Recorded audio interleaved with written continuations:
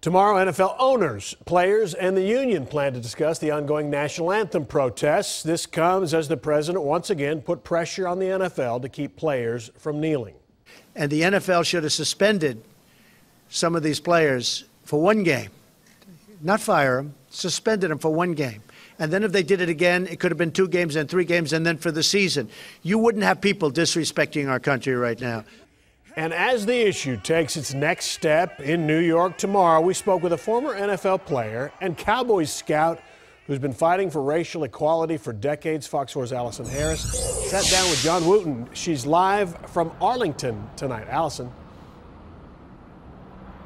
Steve, this former NFL player knew Dr. King. He supported Muhammad Ali when Ali protested war.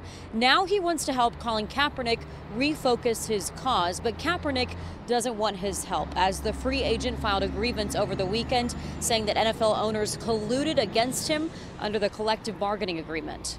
I need to sit and talk with him. I need to hear him tell me what he's about, because we've been in this battle long enough. Former NFL player and scout for the Dallas Cowboys, John Wooten, was in the battle for racial equality in the 60s alongside Dr. Martin Luther King Jr.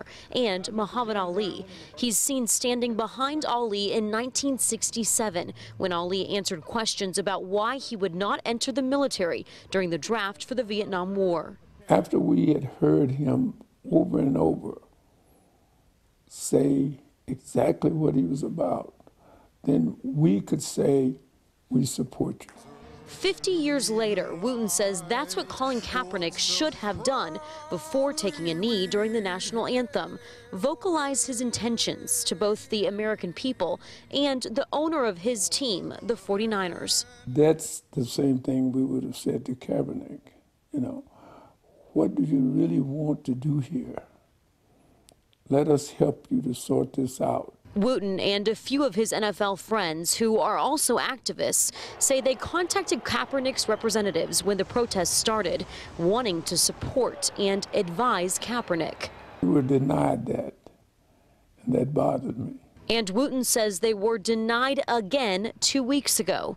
He says there are NFL owners who might have been on board with Kaepernick as an athlete and an activist if he and his friends could have helped make connections, not as agents, but activists. There were some teams that I really felt were really going to would be willing to make a move with them. Wooten believes Kaepernick is doing the right thing, but it's gone way overboard.